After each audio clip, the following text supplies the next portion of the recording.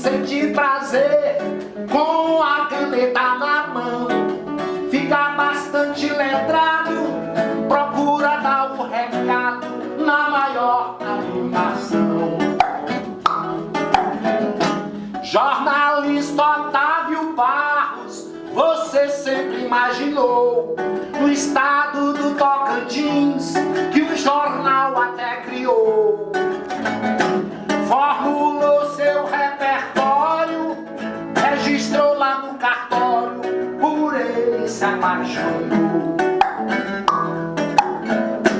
Este jornal é pioneiro, dada a sua fundação.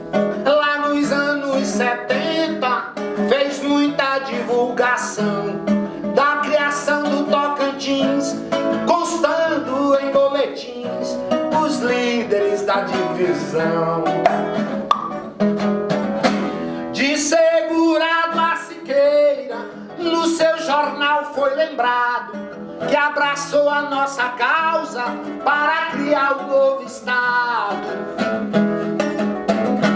Porque seu ponto de vista havia aqui muita conquista e no jornal foi registrado.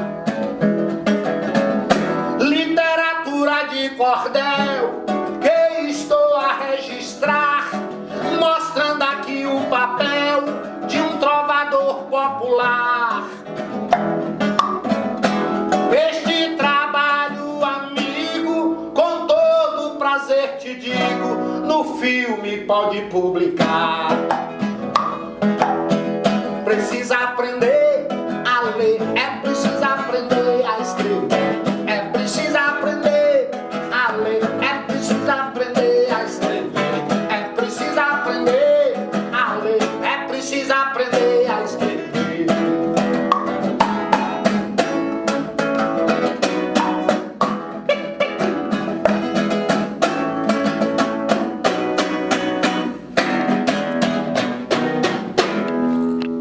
Ana Gleice, Glória Coutinho.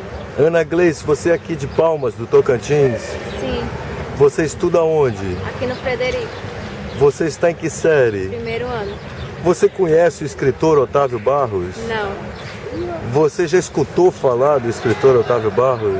não, Não sabe quem é e nunca escutou falar? não. Miriam Cordeiro, Miriam Cordeiro, você é professora? sou professora. Professora da escola qual? Frederico José Pedreiro Neto, E você dá aula de quê? às vezes português, às vezes inglês.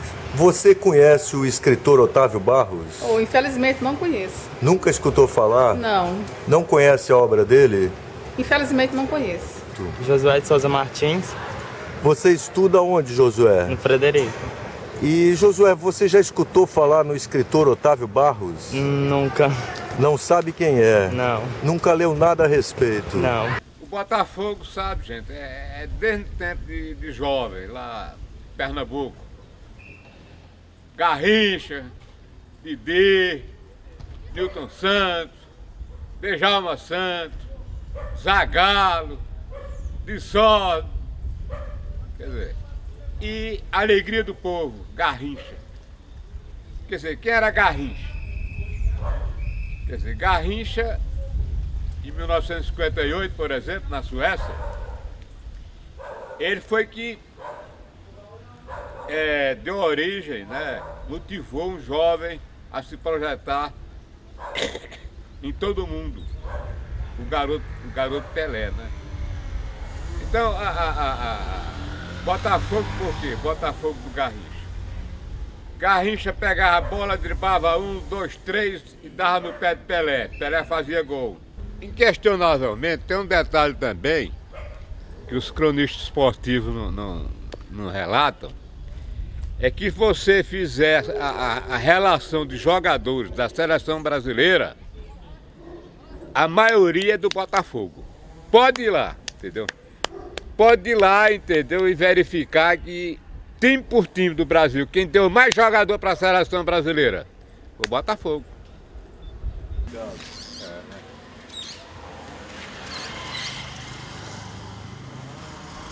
Tocantins tem cultura, Tocantins tem raiz. A Câmara, que tem feito pesquisa aí na região, Ele sabe perfeitamente a cultura que está aí.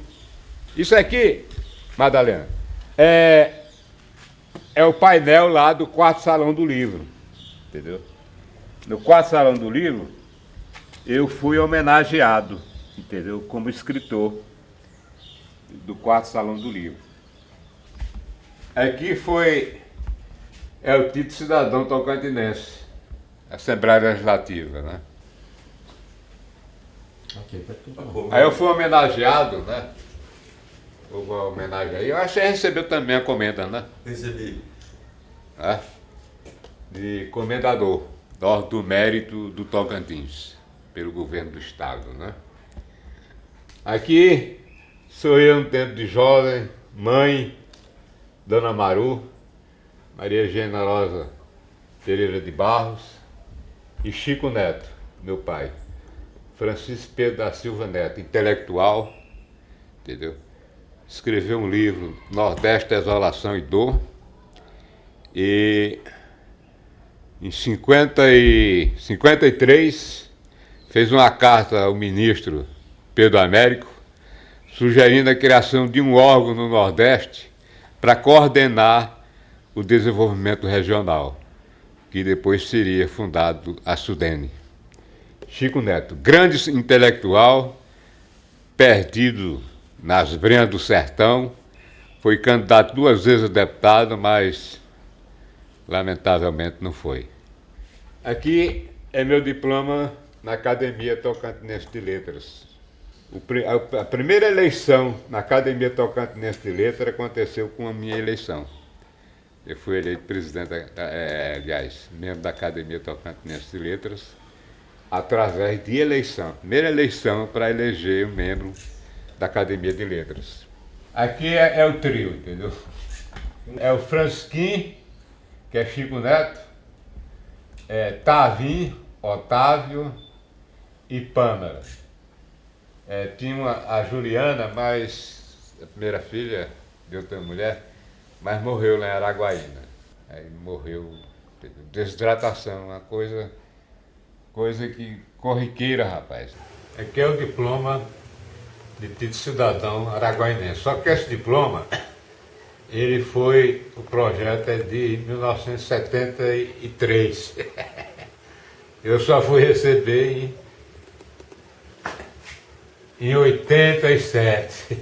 O nosso amigo vereador Antônio Raimundo Costa foi presidente da Câmara dos Vereadores de Araguaína. Autor do projeto. E ali, aqui uma homenagem que eu recebi da Prefeitura de Carolina, a comenda da Ordem Macamecrã. Macamecrã era o nome antigo dos Craú. Os Craú moravam em Carolina, depois vieram aqui para o Tocantins. Aí a Prefeitura tem essa comenda para as personalidades, entendeu? Ilustre. Aqui foi um jornal que eu fundei, lá em Carolina. O Estado do Maranhão do Sul. Ano 1, número 1, diretor Otávio Barros. Palmas com a sede aqui. Primeira quinzena de junho de 1994. Eu lancei esse jornal, tirei as edições seguintes, aí fiz um rebuliço lá no sul do Maranhão, que até um médico lá de Imperatriz, quando leu o meu jornal, disse: "Você é deputado", que é o Madeira, e realmente se elegeu com essa bandeira, o Estado do Maranhão do Sul. Hoje é prefeito de Imperatriz. Aqui é um documento muito precioso na história do Tocantins. Quer dizer, o Lízer Rodrigues, que o Acâmpora realmente fez um trabalho muito importante em resgatar, né, a personalidade do Lízer Rodrigues, que na década além de inaugurar o voo, aliás, monitorar a construção dos campos de pouso aqui no norte de Goiás, ele veio inaugurar, entendeu, com o monomotor. Não tinha aeronáutica, não tinha a Força Aérea Brasileira, era a Força Aérea, era uma dependência do Exército. E o coronel Lízer Rodrigues começou inaugurou a linha, o eixo, né, aéreo entre Belém e Rio de Janeiro. E ficou sempre, de quando em vez, vinha para cá, para Belém, passava, fez amizade em Tocantinha, lá com Sardinha, Coronel Sardinha. Mas é aquele negócio, ninguém é profeta em sua terra, né? Então o movimento do Oswaldo Aires teve apoio do Dom Alano, apoio de outras lideranças, mas não teve uma repercussão bem positiva, porque o pai dele, que foi deputado federal e era líder político em Porto e no norte de Goiás, doutor Chiquinho, era contra. Aí o doutor Chiquinho também conseguiu abafar o movimento do doutor Oswaldo Aires para criar o território federal dentro de 53. Acontece que em 58, em 56, chegou em Porto Nacional o doutor Feliciano Braga, juiz de direito. Aí, conversando com o doutor Oswaldo Aires, ele falou da luta dele para criar o estado do Tocantins, mas tinha dificuldade porque era brigado politicamente com o pai e não tinha o apoio necessário da família e das lideranças para dividir Goiás. Aí o doutor Feliciano Braga, juiz de direito de Porto Nacional, se interessou pela luta do jornal A Norma, do doutor Oswaldo, e aí fez esse bilhete. Doutor Oswaldo Aires, desejo saber em que ano o senhor fez a propaganda para a criação do estado do Tocantins em A Norma, que era o jornal do Oswaldo Aires. Recado do Feliciano Braga. Quer dizer, reconhecido no cartório, o documento reconhecido no cartório, né? Autenticação lá em Porto Nacional. Aí, dona Zilda colocou aqui. O jornal circulou de outubro, aliás, doutor Oswaldo, o jornal circulou de outubro de 53 a janeiro de 1956. Isso é um documento importante na história do Tocantins, porque, lamentavelmente, o nome do doutor Oswaldo Aires, quer dizer, quem não leu nossos livros, quer dizer, desconhece. Quer dizer, então eu reconstituí a luta do doutor Oswaldo no nosso livro, A Breve História do Tocantins, está lá. Entendeu? A verdadeira história do Tocantins está em nossa A Breve História do Tocantins. Porque o Tocantins foi criado, mas não tinha história, como era, tudo Goiás, Anhanguera, não sei o quê. Quer dizer, e mudar esta parte, nós foi que contribuímos, entendeu, para resgate do que era o norte de Goiás, que depois se transformou no estado de Tocantins.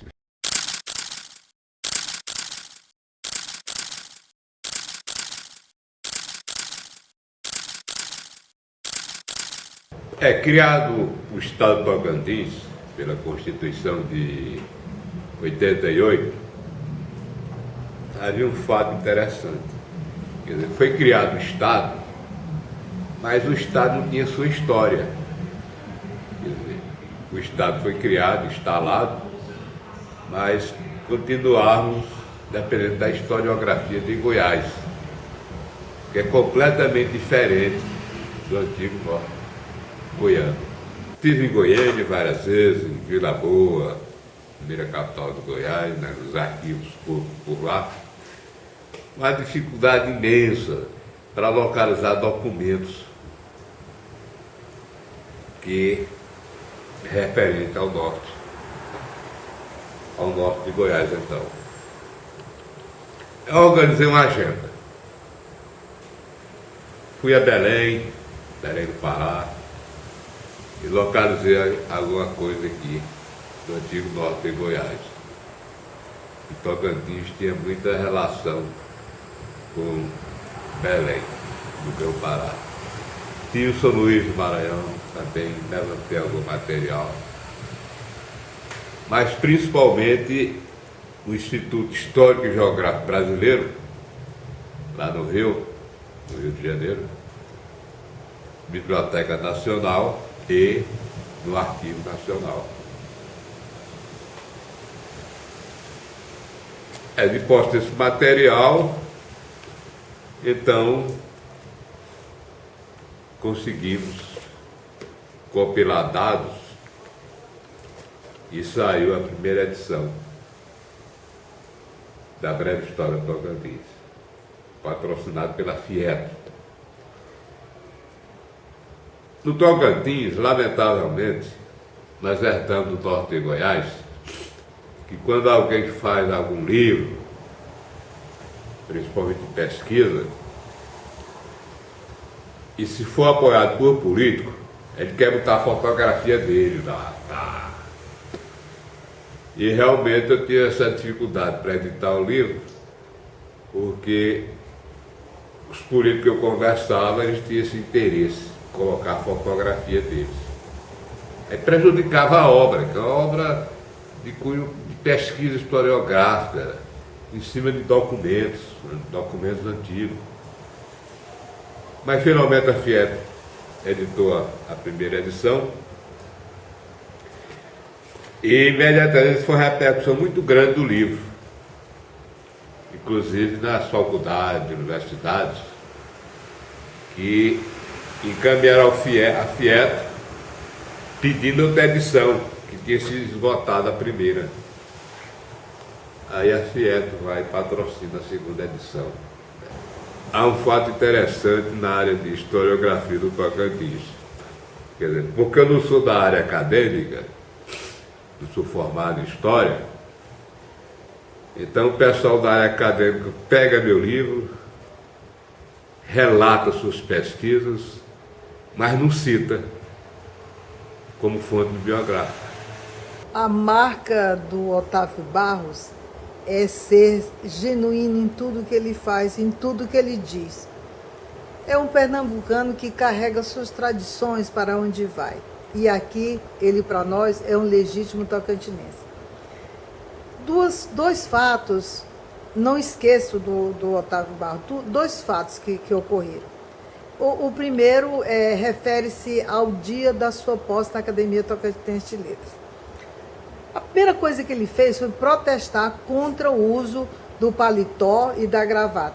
Discutiu, bateu boca, disse que não havia necessidade, que intelectual, escritor, seja lá o que for a pessoa que tem esses títulos, não precisa que ande com esse tipo de vestimenta para se sair bem em qualquer lugar. Terminou não vestindo o tal paletó e nem colocando a gravata, mas aí veio a surpresa que ele nos fez, uma surpresa agradabilíssima. No coquetel que ele gentilmente serviu ao público presente, ele serviu apenas bolos e licores vindo de Natividade. A prova de que Otávio Barros dá valor às suas tradições. Ele é um homem de tradições. É a marca registrada de Otávio Barros. O outro fato que ocorreu foi uma viagem que a Academia Tocantinense fez para a cidade de Araguatins. Na cidade de Araguatins, Otávio Barros seria um dos palestrantes da noite. Na ida, no ônibus, a estrada muito ruim, foi uma viagem demorada, ele se perdeu entre umas cervejas e outras e chegou lá numa situação não tanto boa para subir ao palco. Porém, houve um remédio imediato. O grupo de amigos e acadêmicos, José Cardial do Santo, lembro muito bem, Luiz Espíndola de Carvalho, levaram o Otávio Barros lá para o hotel, fizeram com que ele tomasse um belíssimo banho de uma água muito gelada, geladíssima por sinal, arrumaram uma camiseta de propaganda e ele veio todo bonito, todo arrumado, cabelo penteado com aquela camiseta, com uma propaganda enorme aqui no peito, de um lugar que não tinha nada a ver com a Academia Tocantinense de Letras, não tinha nada a ver com o Estado de Tocantins, que era o tema da sua palestra. Isso não o impediu de fazer uma palestra maravilhosa.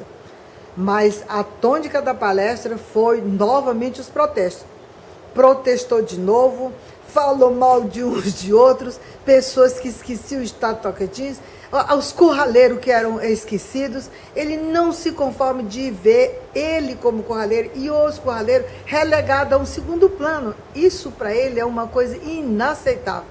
Não tem acordo com o Otávio, se não se prestigiar o homem da terra, o legítimo homem da terra. Então, essas coisas a gente não esquece jamais.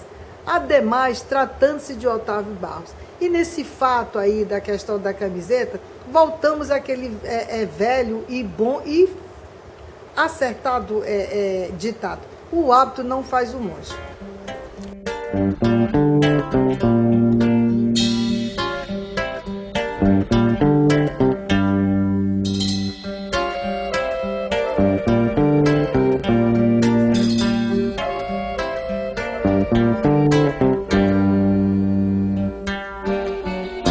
Por ser de lá do sertão, lá do cerrado, lá do interior do mato, da caatinga do roçado, eu quase não saio, eu quase não tenho amigo. Eu sou do Nordeste, sou do Sertão. O Nordeste são duas regiões, é o litoral e o sertão. A gente do sertão não sabia pouca coisa do litoral. Então, eu sou dessa região seca, entendeu? Lá de Oricuri, onde Graciliano Ramos descreve muito bem no livro Vidas Secas, entendeu? Aonde a Morte e Vida Severina está aí, entendeu? Musicado por Chico Buarque de Holanda. Então, o sertão está aí, tá entendendo? E eu, desse sertão seco, fui estudar no Recife. Beira-Mar, cidade antiga, Recife, no conceito de historiográfico, Guerra dos Holandeses, etc, etc. E eu, matutão, falando aquela linguagem ainda preservada, que nós ficamos isolados do litoral. Então, nós procurávamos buscar, de família e tradição, aquela linguagem, aquele português antigo, vamos ser, coisa e tal, de maneira que eu notava o sotaque do recifense muito assim cantado, entendeu? Diferente lá do sertão. Foi a primeira vez que eu ouvi a palavra tchau. Tchau, que diabo é tchau? Tirar o chapéu aqui, né? Tchau, tchau, o que é tchau? Tchau, tchau. Rapaz, que diabo é tchau? Lá no sertão não tem esse negócio de tchau, não. A simplicidade do Otávio Barros é impressionante. Ele não se impressiona com os grandes salões, com as grandes honrarias. Basta olhar para o Otávio Barros e conversar com ele, continua sendo um curraleiro, como ele gosta de carinhosamente se autodenominar e chamar os amigos de curraleiro.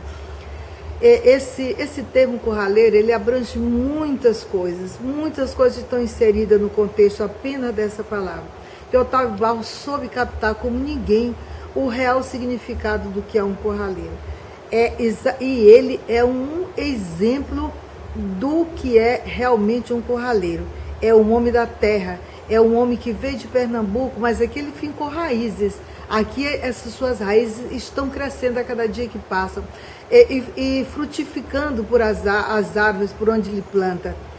Planta o conhecimento, ele planta o novo conhecimento. O Estado Tocantins deve muito a Otávio Barros.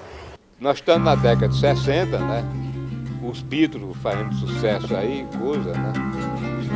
A geração Coca-Cola, né? Roberto Carlos e companhia, mas que vinha aí surgindo aí um Chico Buarque de Holanda, Gilberto Gil.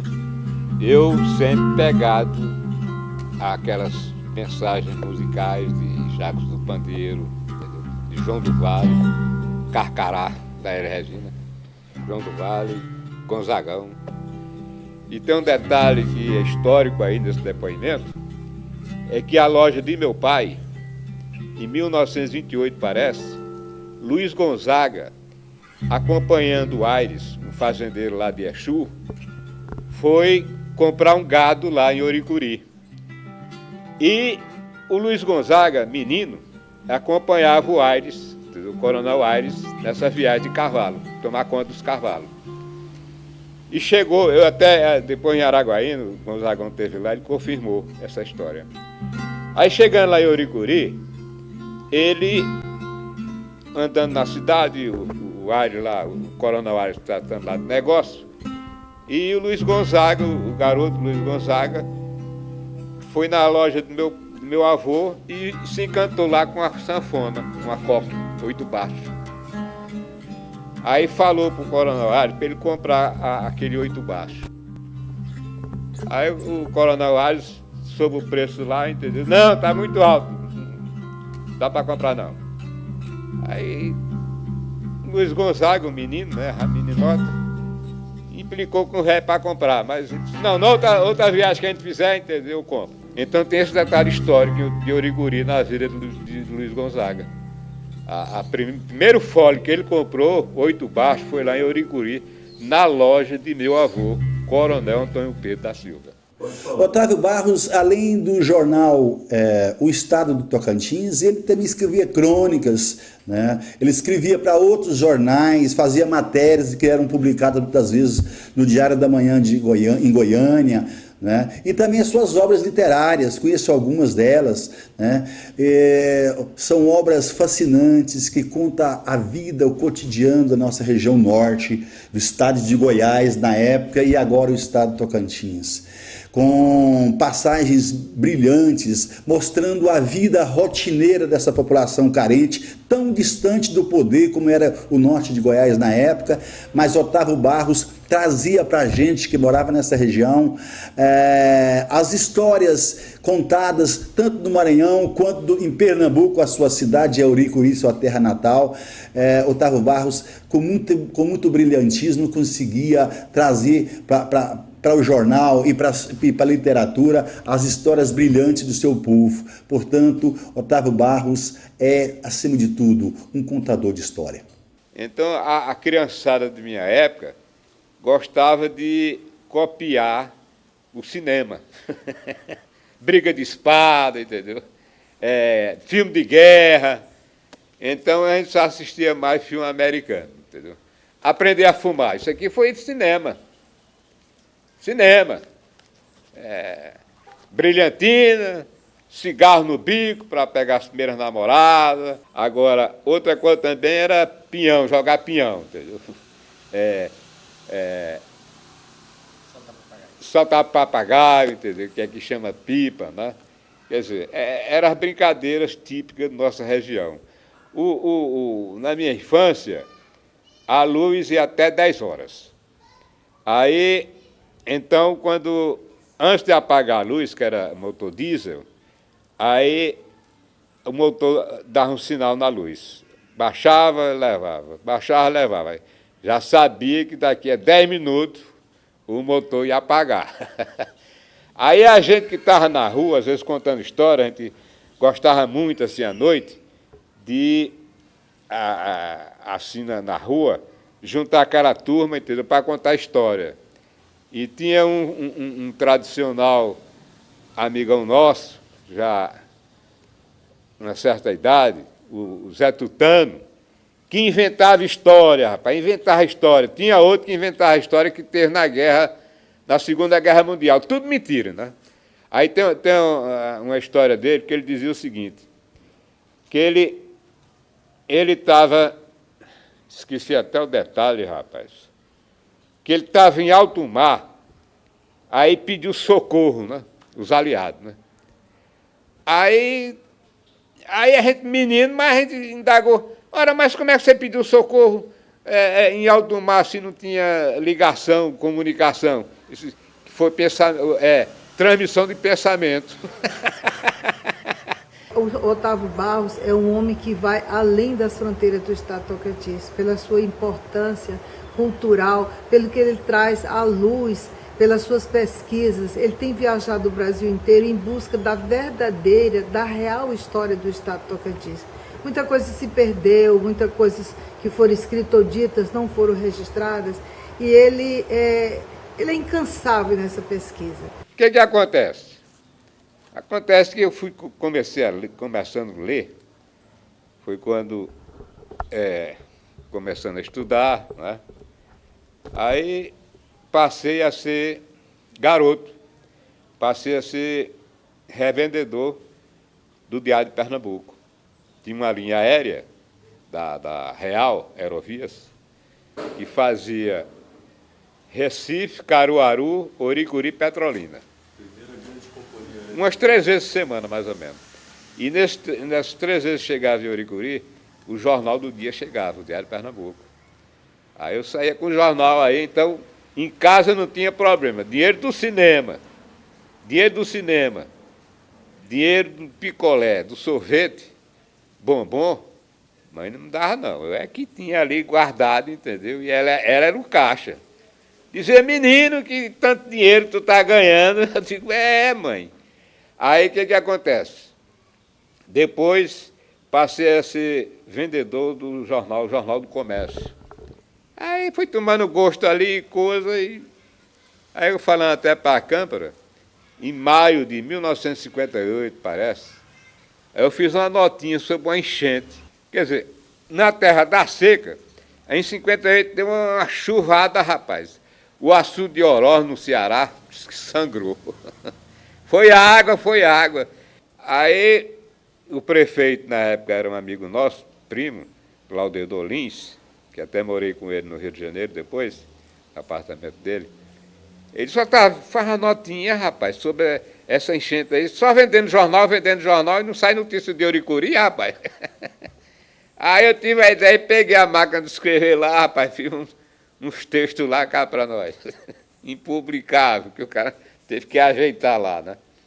Aí bati na máquina ali, tal, catando milho ali, tal, bati a matéria, aí botei no envelope, peguei uma foto lá, aquele lambe-lambe, entendeu? Da enchente lá derrubando as casas.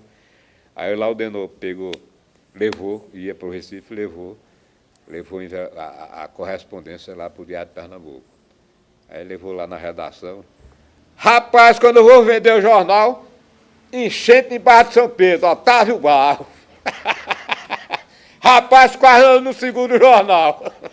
De surpresa. Primeira matéria minha em jornal, rapaz, 58. Eu digo, mas rapaz, aí logo o Oricuri tomou conta que eu era jornalista. Ei, rapaz, agora não é jornaleiro, não é jornalista também, entendeu? Olha o nome dele aqui no jornal e coisa. Nós conhecemos um homem de resistência, porque eu vejo agora, vendo a questão, que eu fico honrada e muito feliz, onde vocês estão resgatando a figura de um homem que eu ficava muito triste quando eu via a simplicidade dele e eu nunca consegui ver nenhuma revolta. Porque ele tinha tudo. Mas ele é resistente. Ele é uma pessoa de uma resistência política, que na época foi de um sonho que lutou, que fez esse sonho com um jornal debaixo do braço, que essa é a marca do Barros, e ele saía. O jornal dele não falava mal do Estado. Ele escrevia o jornal como se o Estado já existisse. E, de repente, a gente ficava... Aqueles sonhadores, ele levava junto com ele. O Estado do Tocantins foi o primeiro jornal do Tocantins, do nosso Estado, né? E, com isso, criar um jornal com o nome de um Estado que não existia, o Otávio Barros antecipou essa questão da criação do Estado. Então ele é o verdadeiro criador do Estado do Tocantins, porque mesmo aqueles que se julgam criadores do Estado do Tocantins, só tinham o jornal o Estado do Tocantins para divulgar suas ideias, para divulgar seus ideais e suas pretensões. Então quem levava a voz do criador era o Estado do Tocantins, era o Otávio Barros. Então era um jornal voltado para a criação do Estado, voltado para defender as pessoas que lutavam pela criação, e ele ia à frente, mas sempre com muita simplicidade, eu quero dizer assim, sem recurso, sem dinheiro. Era o sonho, era a força, era a resistência. E engraçado que naquela época, hoje eu tenho um olhar do passado, com esse olhar do passado eu vejo assim, que Barros foi uma resistência da ditadura militar. Porque os governos militares não queriam. Nenhum governo do estado de Goiás queria. Nenhum político daqui do Tocantins queria. Então, os que lutavam eram loucos, sonhadores e perseguidos. E então fui estudar no Recife. Fui estudar no Recife, inicialmente fiquei no apartamento lá dos primos e tal, depois soube de uma vaga que tinha lá na residência estudantil, né? E residência estudantil do Recife. E aí fui para lá. Fui para lá e lá me elegeram presidente da residência estudantil do Recife. Eu era ligado à turma de estudantes, então eu era da Câmara já, naquela época, né? E então eu notei que essa residência estudantil do Recife era um monopólio de deputados que aprovavam orçamento, né, dinheiro no Ministério da Educação, mas era desviado entre políticos do Recife. Quer dizer, havia doações, entendeu, de entidades internacionais para essa residência estudantil do Recife, mas não era aplicado. O dinheiro era desvirtuado lá pelo famoso Padre Lira, que inicialmente era grande amigo nosso, mas depois eu notei dessa esculhambação que a residência recebia dinheiro, que era uma área muito grande lá da residência, que a prefeitura nos apropriou, lá no DERB, atrás da maternidade do DERB, para construir apartamentos, área de esporte, e não se aplicava nada. Então descobri o desvio desse dinheiro, reuni a turma de estudantes e mudamos a denominação de residência estudantil do Recife para residência do estudante de Pernambuco.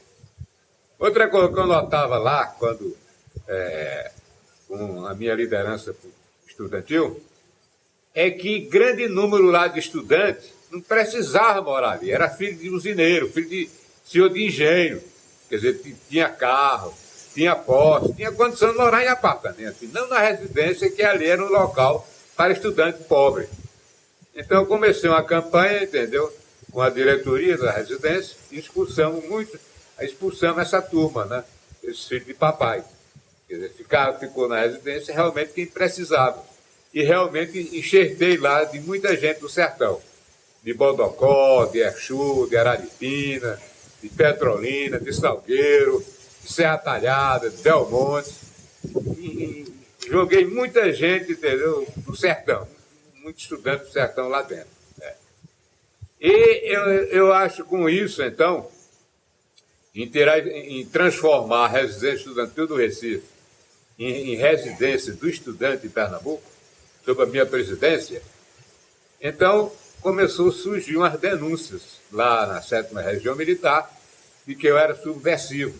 E eu sabendo da situação que predominava na época, né, do terror que havia, né, contra os opositores da ditadura militar, né, com aqueles absurdos que havia, né, pessoas desapareciam, era espancada, né, quer dizer, então eu fiquei temeroso e não fui lá no Exército, não. Eu peguei meus pertences ali e voltei para o sertão, voltei para Oricuri. Aí de Oricuri, então, o velho Chico Neto, meu pai, fez uma carta de recomendação para o primo dele, Laudendo Lins, tinha sido prefeito de Oricuri, e morava no Rio, lá nas Laranjeiras. E então o Chico Neto fez uma carta lá para o Laudenor, me orientar lá no Rio, e de maneira que eu segui para o Rio de Janeiro, né? E do Rio de Janeiro, praticamente, onde eu começo, então, minha vida profissional por esse Brasil imenso, que vim parar no Tocantins. Barros, conheci ele na época que ele começou a se enveredar também para o alcoolismo, uma época difícil de Otávio Barros, foi quando muitas das pessoas afastavam dele, deixavam ele muitas das vezes perambulando pelas ruas, e nós, aqueles amigos mais próximos, procurávamos ele para levar para casa. Eu, por exemplo, na minha casa ele já dormiu várias vezes, ficou várias vezes. Quando a gente retornava às conversas, ele deixava o álcool naqueles momentos e voltava à sua atividade cultural, filosófica e ao jornalismo, que é a paixão eterna do meu amigo Otávio Barros. Barros teve uma crise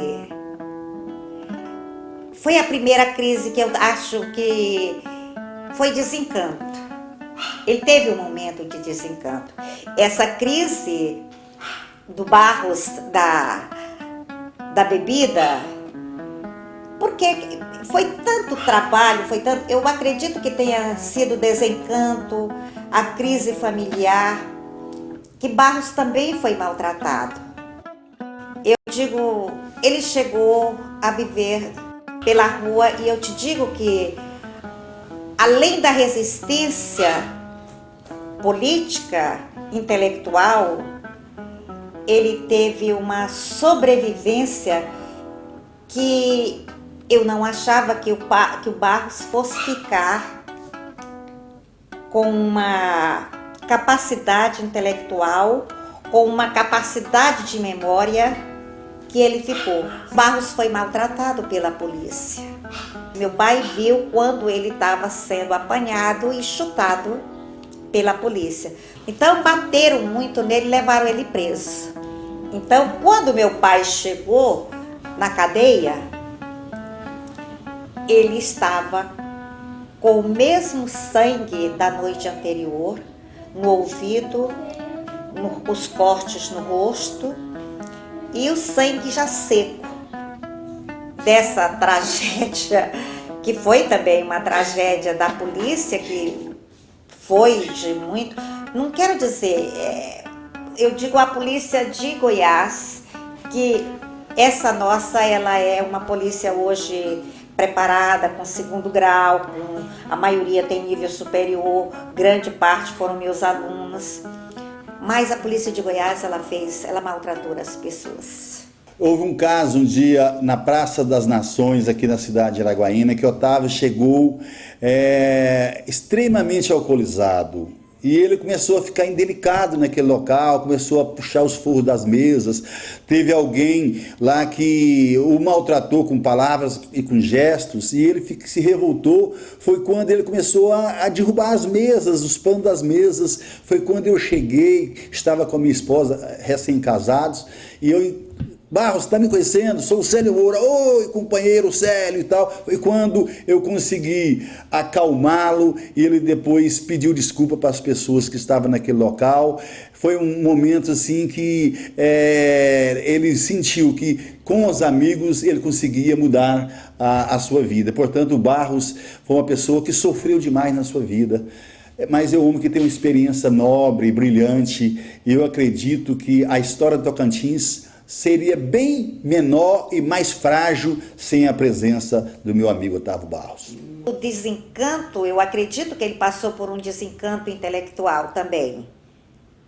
O que eu quero te falar é que ele soube superar esse desencanto, porque além do desencanto da crise familiar que ele viveu, da crise da criação do Estado, que às vezes vai ser aprovada a criação, de repente era vetado pelo presidente da República. Que o intelectual, o historiador, ele é sonhador também.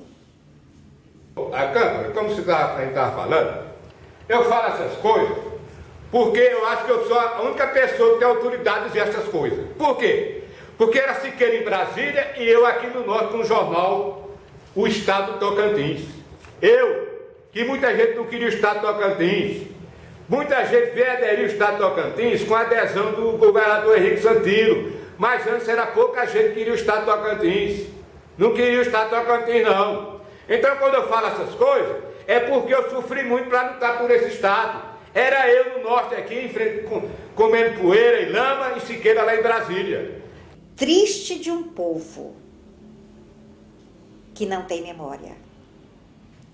Triste de um país que não tem memória. Se ele não tem memória, como que ele pode prever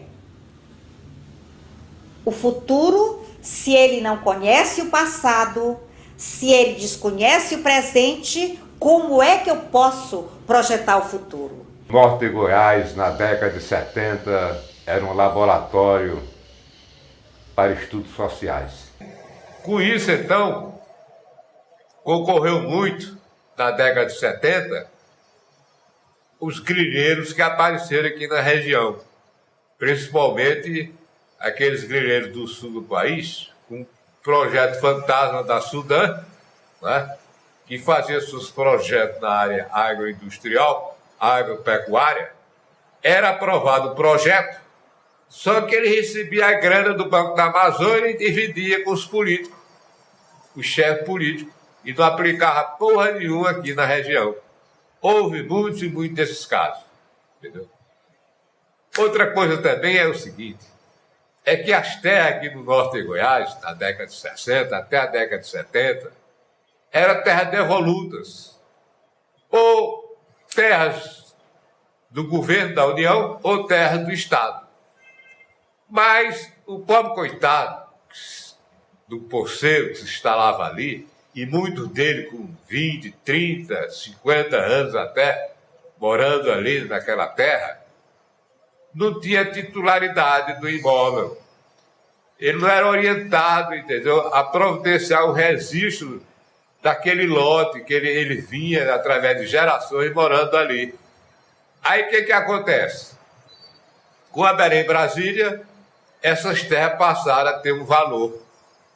Aí veio o advogado de assalto, bala, né? Chegava de avião, sobrevoava uma área que tivesse muita água e depois providenciava o documento em Goiânia, e o pobre do poceiro, que morava ali há anos e mais anos com suas famílias, quando pensava que não, recebia lá, entendeu, a visita da polícia para demolir aquelas benfeitorias que ele tinha feito ao longo do tempo. Foram anos e anos de grandes injustiças com os poceiros aqui do Tocantins. Desse jeito, se uniu o juiz de direito, o delegado de polícia, para quê? Para expulsar o pobre desses poceiros que não eram orientados a providenciar a documentação da terra. E isso aí eu acho que foi um dos fatos, um dos eventos que concorreram então para atrair aquela turma do PCdoB para instalar a guerrilha aqui no Tocantins. Por quê?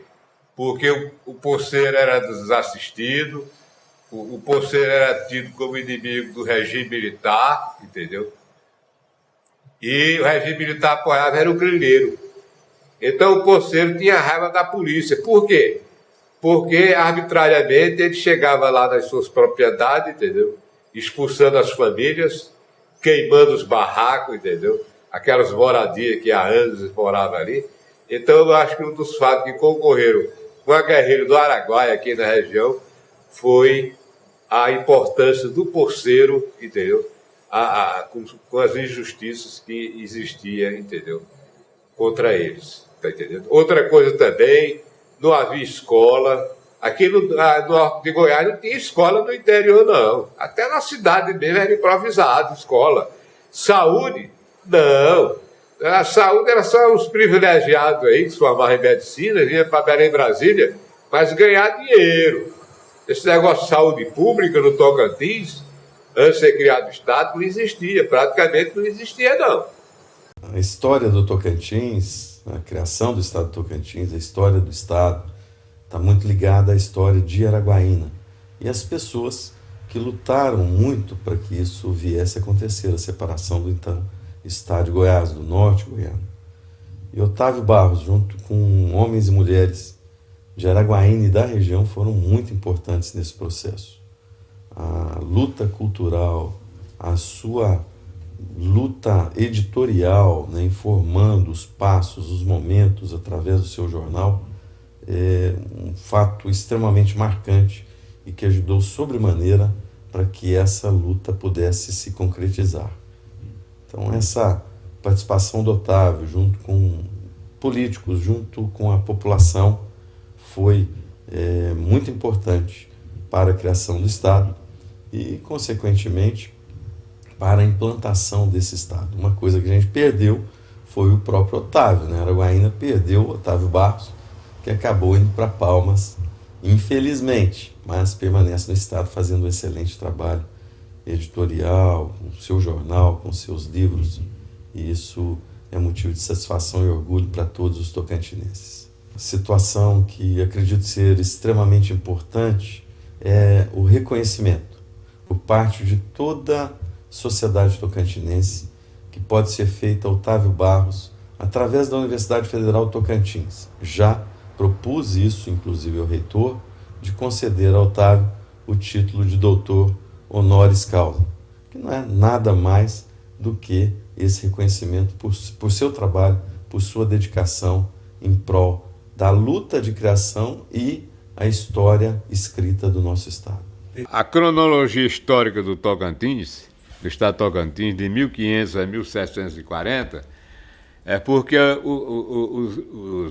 os historiadores de Goiás, eles interferem na história que isso aqui, a região era dependente, entendeu? Era um território do Maranhão, desde os jesuítas, de 1600 e tanto. E, lamentavelmente, a historiografia de Goiás quer colocar o Tocantins como um subúrbio lá de Vila Boa de Goiás, de São Paulo.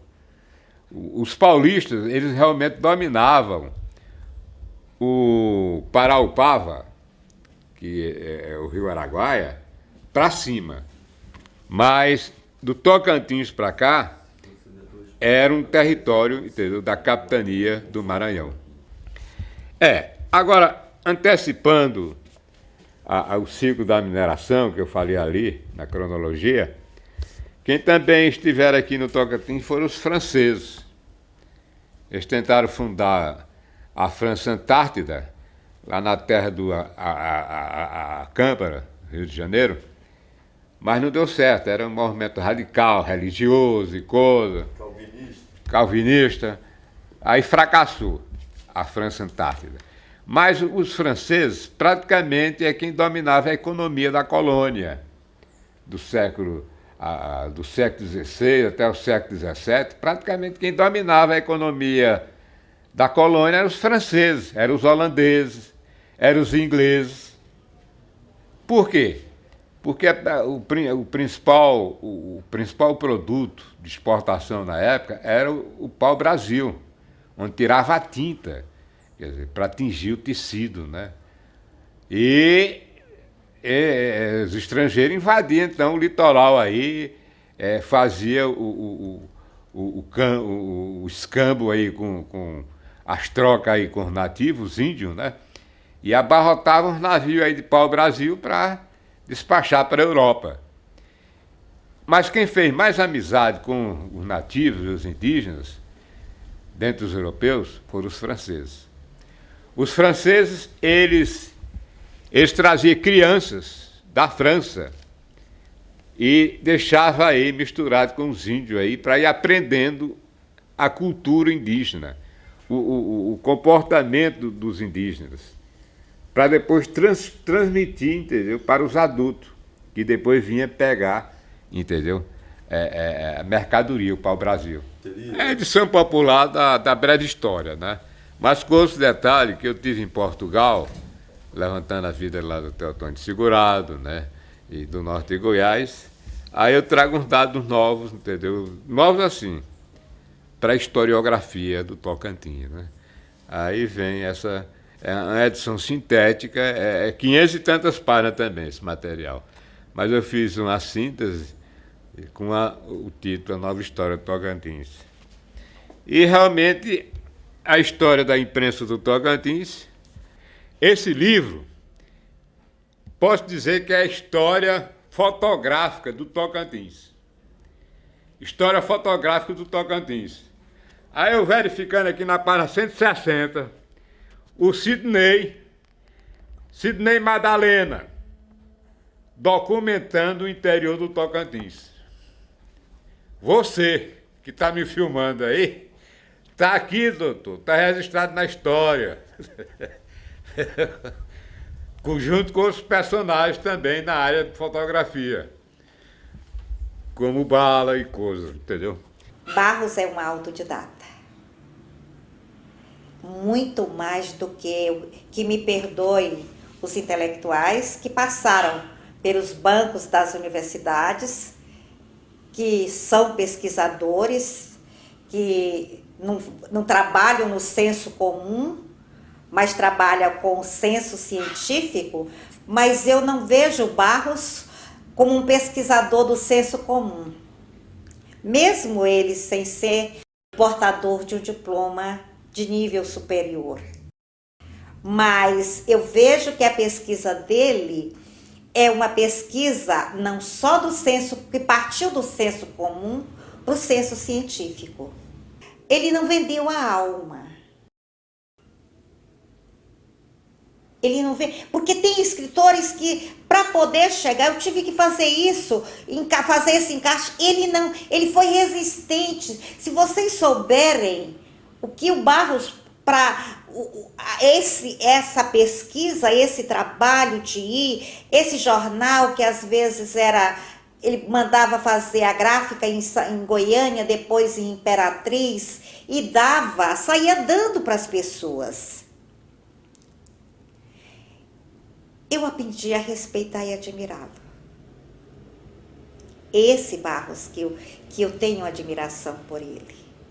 É esse Barros que chega na minha casa e uma forma assim de retribuir não sei o quê, porque ele não tem nada para nos retribuir. Nós é que temos que agradecer porque ele existe. Porque o Estado precisava de alguém igual Barros. Ele precisava de um intelectual igual Barros, desprovido de toda e qualquer vaidade. Otávio Barros da Silva é um jornalista independente, um historiador criterioso e um tocantinense, muito de profundo amor à sua terra e às suas tradições. Já antes da fase de criação do Estado, ele já mantinha esse sentimento, esse desejo de ver esta parte norte do Estado independente, transformada em um Estado. Quando veio a oportunidade, através da Constituinte, Otávio Barros se engajou nessa luta, com todas as suas forças, e usando de um meio de que ele dispunha, o seu jornal, o Estado do Tocantins. Ele teve uma participação muito importante nesta fase, participando de todos os eventos, noticiando, documentando os fatos mais relevantes desse processo que se pode dizer que começou com a instalação da Constituinte em janeiro de 87 e terminou com a criação do Estado no dia 5 de outubro de 88. É o maior historiador que nós já tivemos. Ele documentou todos os fatos da nossa história, buscou as origens da nossa história e desmitificou muita coisa do que se pensava. Conhecedor das nossas tradições, da nossa cultura, dos nossos fundamentos étnicos. O grande historiador Otávio Barros trouxe isso para suas publicações, para suas obras sérias, profundas, assentadas em pesquisas às fontes legítimas, aos arquivos históricos. Esteve em Portugal, fazendo em uma comissão, esta de cunho oficial, patrocinada pelo governador, já governador Siqueira Campos, para levantar as nossas raízes históricas desse processo de criação, com destaque para a figura de Teotônio Segurado, que os tocantinenses hoje já bem conhecem. Barros colocou essa figura histórica ao conhecimento dos tocantinenses. Ele é um grande tocantinense. Você conhece o escritor Otávio Barros? Olha, mais ou menos de conhecimento pelos outros, porque o Poeta do Sertão ele foi inspirado mais foi nos cantores das músicas românticas. E o que você sabe do escritor Otávio Barros? Eu não sei muito não, só pelo que o povo fala, mas diz que foi um grande homem. Eu sou mais ligado no Gonçalves Dias do Maranhão, sou ligado no Castro Alves da Bahia, que a primeira homenagem que eu recebi foi na data de Castro Alves da Bahia, que foi dia 14 de março, que agora completou mais uma primavera, da minha primeira homenagem. E sou muito ligado no Carlos Dumont de Andrade, de Minas Gerais. Sou muito ligado no Santo Dumont, que inclusive o Poeta do Sertão, da mesma data de Santo Dumont, dia 20 de julho. O homem que inventou a nave, o avião. Você saberia dizer algum poema desses poetas que você citou agora? Olha, eu não sei, porque eu não era ligado a esses homens. A poesia entrou em mim de uma vez, sem eu ter conhecimento até dos próprios poetas. Eu formei em jornalismo na primeira turma de jornalista do estado do Tocantins.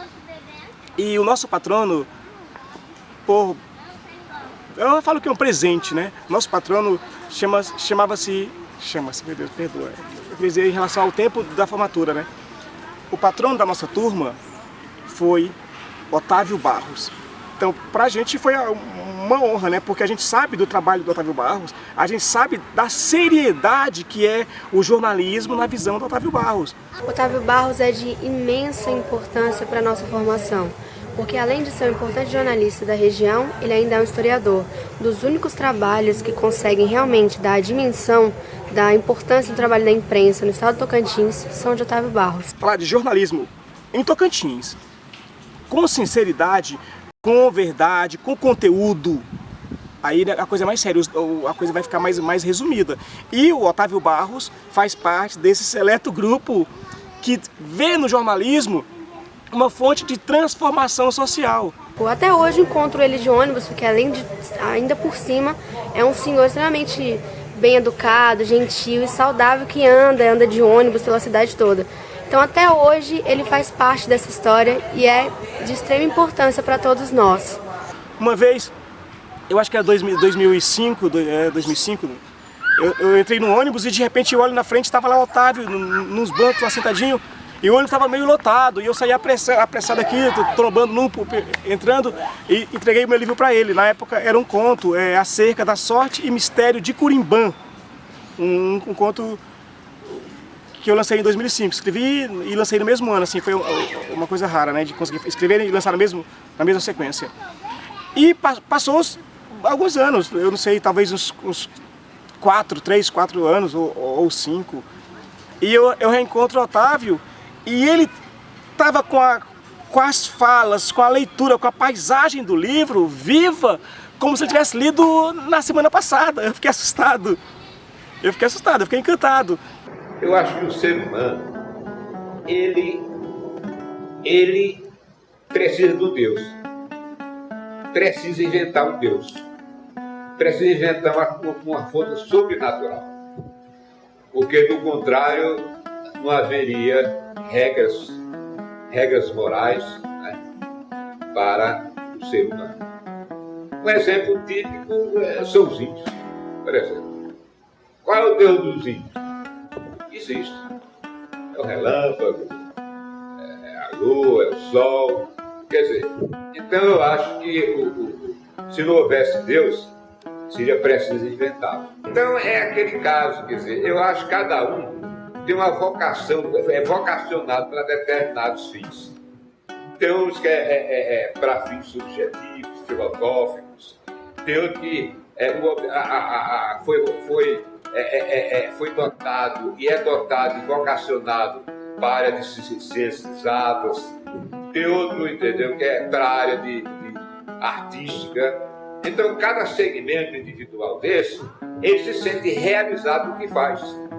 É o poeta que faz sua poesia, é o médico que atende o paciente, é o motorista que dirige o seu veículo. Quer dizer, é o professor que leciona com amor, de carinho, a profissão. Então eu acho que esse negócio de felicidade é a realização de cada um dentro de seus objetivos. O que ele pretende, o seu trabalho. Quantos funcionários aí, quantos empregados de empresas, do governo, se sente mal, chega lá, bater o ponto e fazer um trabalho que não gosta. Ele faz porque tem um salário, precisa sobreviver. E no fim do mês ele sabe que depende daquele salário. Só que ele se sente que está no lugar errado, que a atividade humana dele devia ser outra, e não aquela função. Quer dizer, então eu acho que o ser humano, cada um tem sua personalidade, vocacionada para determinada atividade fim. E essa atividade fim é que faz o corolário da felicidade de cada um, que se realiza plenamente dentro da atividade que gosta. É o músico, é o poeta, é o escritor, é o médico, é o professor. Quer dizer, cada um que gosta e se sente bem naquela área de atividade humana, eu acho que se realiza plenamente o conceito que nós chamamos de felicidade. A coisa melhor que eu me sinto é quando eu começo a trabalhar a minha atividade intelectual. Me sinto realizado, me sinto plenamente realizado. Quer dizer, então não vem problema de estresse, não vem problema psicológico. Por quê? Porque eu pratico uma tarefa que me realizo como ser humano. Que é escrever, é pesquisar, tá entendendo?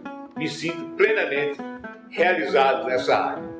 Eu acho que se alguém me oferecesse o melhor emprego do mundo, mas fora da área de escritor, de jornalista, eu não me sentiria realizado.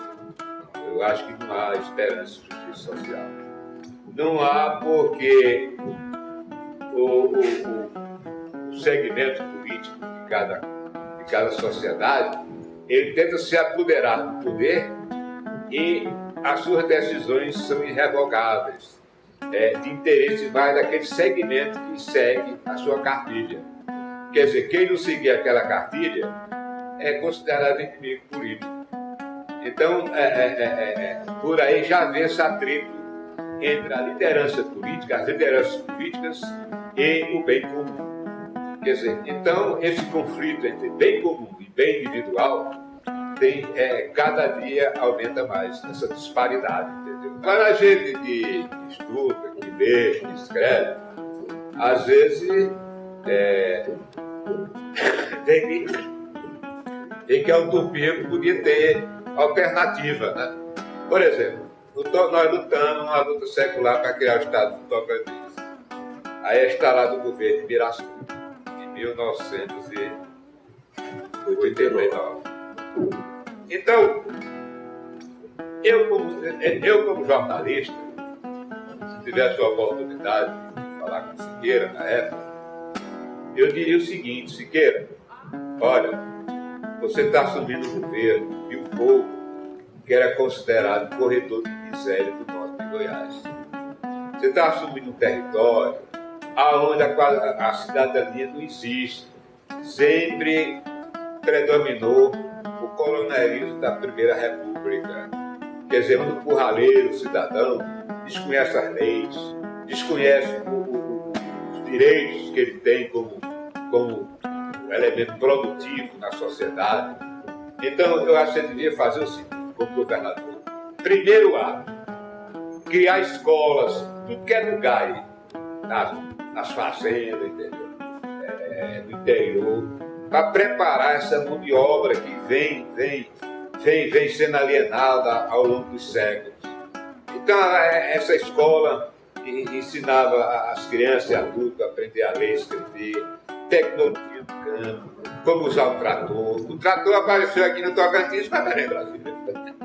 A partir da década de 70, ninguém sabia o que era o trator. A semente selecionada começou a aparecer depois da Belém Brasília, o pessoal de fora. Quer dizer, a análise de solo começou a aparecer aqui depois da Belém Brasília, depois da década de 70. Então, o problema número 1 do Tocantins, que nós lutamos, era exatamente o abandono da região, as carências que existiam. E isso poderia ser resgatado através da educação. Não houve. Quer dizer, então a gente que escreve, que lê, tem essas utopias. Quer dizer, então, minha utopia, por exemplo, na instalação do Estado do Tocantins era criar escolas. escola para alfabetizar, escola para ensinar a profissão, escola para trabalhar o canto, ensinar que existia semente selecionada, ao invés de dar enxada, usar o trator, ao invés do individualismo de uma fazenda aqui, outra por lá, aqui no Tocantins, muito disperso, né, territorialmente. Quer dizer, então criar cooperativas, quer dizer, beneficiar primeiro os moradores da região.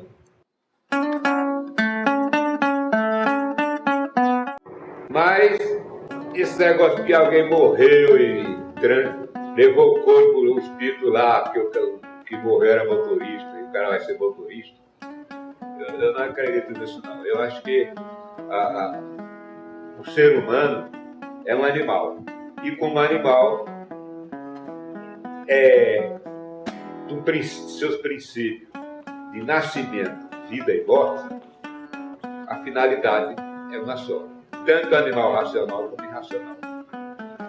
É pó e pó vai se transformar.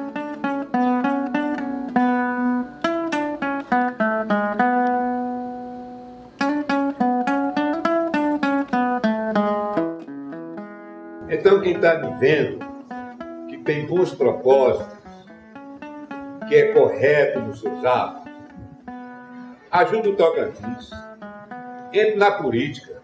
Estamos no lugar do Maladez que é deputado, estamos no lugar do Maladez que é vereador, prefeito. Quem tiver boas intenções, que está me ouvindo, assuma a posição política, porque sem posição política o Tocantins não muda não, gente.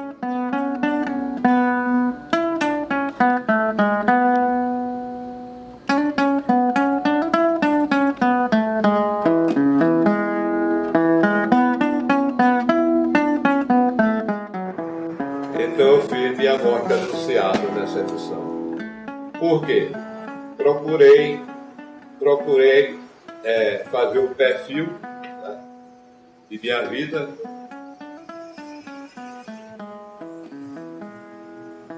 antes que acontecesse alguma coisa contrária.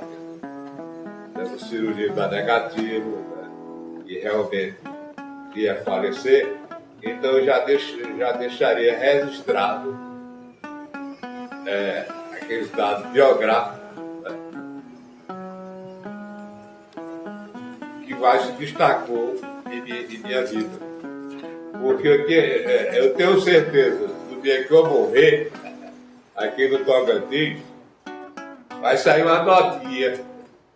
Morreu Otávio Barros! Morreu Otávio Barros! E pronto. Quer dizer, e tanta coisa que eu fiz aqui na região, mas lamentavelmente pouca gente reconhece nossa luta.